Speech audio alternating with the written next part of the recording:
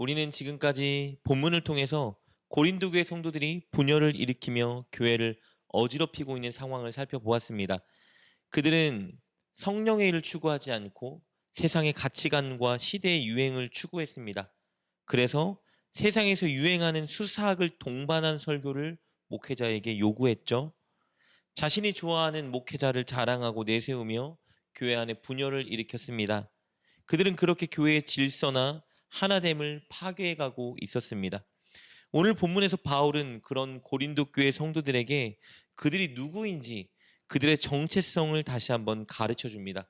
그 정체성을 붙잡는 것을 통해서 그들이 진정 무엇에 힘써야 되는지 권면해 주려 합니다. 16절 말씀입니다. 너희는 너희가 하나님의 성전인 것과 하나님의 성령이 너희 안에 계시는 것을 알지 못하느냐. 바울은 고린도 교회 성도들, 그들이 바로 하나님의 성전, 즉 하나님의 교회라고 선언합니다. 왜냐하면 그들 안에 하나님의 영인 성령이 계시기 때문입니다. 원래 하나님의 성전은 전 세계에 단 한 곳 예루살렘에 있었습니다. 그래서 하나님을 믿는 자들은 단 한 곳 예루살렘에 있는 그 성전에 모여서 짐승을 죽여 바치는 제사를 통해 하나님께 예배를 드렸었죠. 그러나 하나님의 계획은 전 세계에 하나님이 임재하는 성전을 만드는 것이었습니다. 성전은 하나님의 임재가 가득한 곳이고 하나님과 교제하는 곳인데, 하나님의 임재가 가득하고 하나님과 교제가 충만한 분이 누구죠? 바로 예수 그리스도입니다. 그렇다면 예수님이 진정한 그리고 온전한 성전인 것입니다. 그 예수님이 당신의 영인 성령을 우리에게 보내셔서 우리 안에 거하시면 우리가 성전이 되는 것입니다. 하나님은 바로 예수님을 십자가에 달려 죽게 하시고 그 후 부활과 승천하셔서 마침내 성령을 우리에게 보내주셨습니다. 그래서 예수님을 믿고 성령을 받은 사람들은 하나님의 성전, 즉 하나님의 교회가 되는 것입니다. 그래서 우리 믿는 사람들이 모인 곳을 교회라고 하는 것이죠. 그러므로 예수님 덕분에 예수님을 믿는 우리 모두가 다 하나님의 성전이 되었습니다. 나이와 성별과 지역을 다 뛰어넘어 그저 예수님을 믿는 자들은 예수님의 영인 성령이 그 안에 거하셔서 성전이 되는 것이죠. 그래서 바울은 고린도 교회 성도들에게 말하고 있는 것입니다. 너희들 안에 성령이 계시지 않느냐? 너희들이 하나님의 성전인 것을 알지 못하느냐? 너희의 그 정체성을 붙잡아라. 그러나 여기서 분명히 해야 할 것이 있습니다. 우리 각 사람에게 성령이 임하셨기 때문에 우리 각 사람이 하나님의 성전인 것이 분명한 사실이지만, 16절에서 바울이 말하는 성전은 성도 한 사람 한 사람만을 의미하는 것이 아니라 그들이 예배하기 위해 함께 모인 성도의 공동체를 말하고 있는 것입니다. 우리처럼 이렇게 하나님께 예배하기 위해 함께 모인 지역 공동체, 즉 지역 교회를 하나님의 성전이라 말하고 있는 것입니다.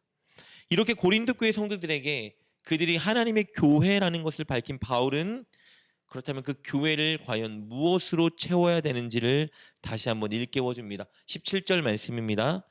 누구든지 하나님의 성전을 더럽히면 하나님이 그 사람을 멸하시리라. 하나님의 성전은 거룩하니 너희도 그러하니라. 바울은 하나님의 성전인 교회 공동체를 거룩함으로 채워야 한다 말하고 있습니다. 거룩이 무엇이죠?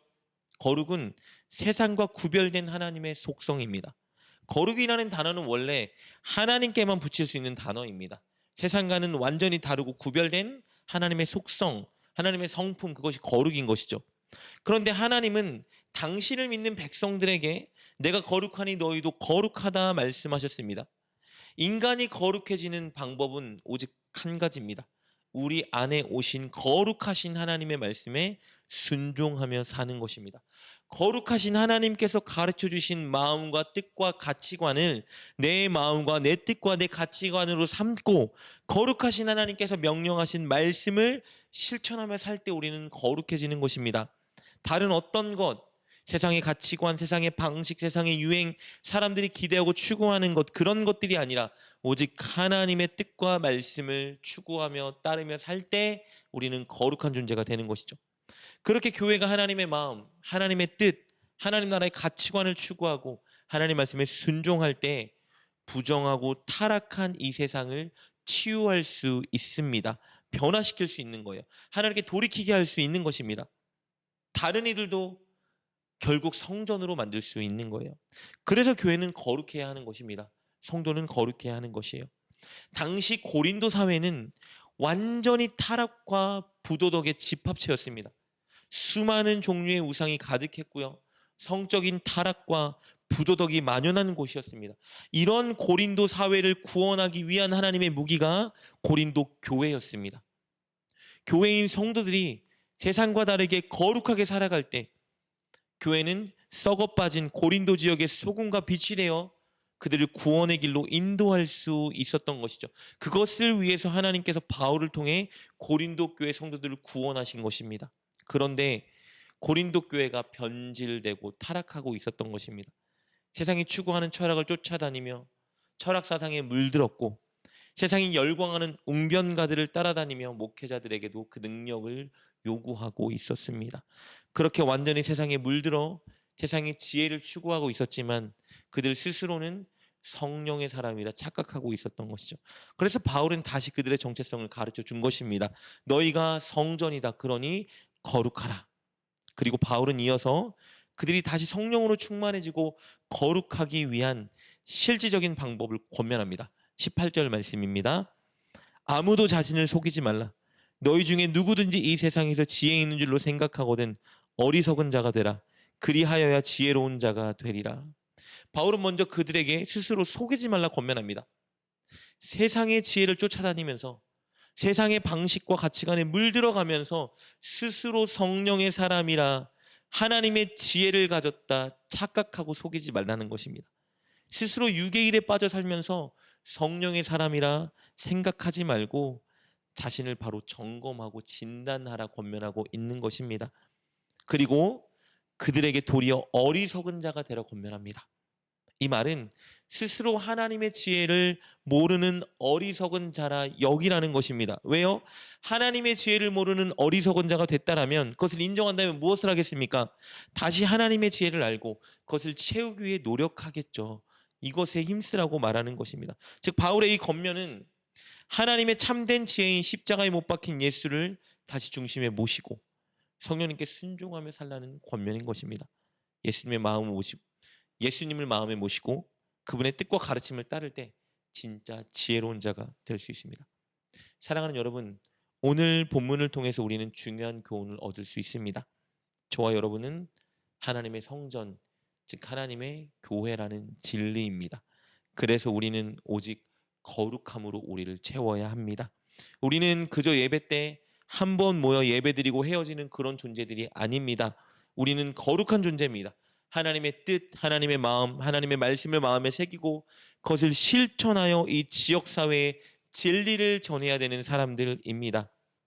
거룩하게 살아가고 거룩함을 보여줌으로써 하나님의 거룩함으로 이 지역을 물들여야 되는 존재들입니다. 그리고 더 나아가 우리의 가정, 우리의 학교, 우리의 직장, 우리 삶의 모든 현장을 거룩함으로 물들여야 합니다. 이것이 바로 교회의 특징이요, 교회의 존재의 목적인 것입니다. 늘 저와 여러분이 하나님의 성전인 것을 기억하고 스스로를 거룩함으로 채우는 우리가 되었으면 좋겠습니다. 세상의 가치관, 세상의 유행, 우리의 욕구와 바램은 다 내려놓고 오직 예수님의 마음과 가르침으로 우리를 채웁시다. 그리고 그렇게 살아냅시다. 그렇게 하여 꼭 우리가 살아가는 모든 곳을 거룩함으로 채우는 우리가 되기를 주님의 이름으로 축복합니다. 기도하겠습니다. 하나님, 우리는 하나님의 영을 우리 안에 모신 하나님의 성전입니다. 늘 이 정체성을 붙들고 거룩함으로 우리를 채우게 하여 주옵소서. 세상의 가치관, 유혹, 우리의 욕구가 아니라 예수님의 마음과 뜻 그리고 가르침을 우리 마음에 새기고 세상을 거룩함으로 가득 채우는 우리가 되게 하여 주옵소서. 예수님의 이름으로 기도드립니다. 아멘. 오늘 말씀을 통해 깨닫고 결단한 것은 무엇입니까? 그것을 붙들고 하나님께 기도합시다.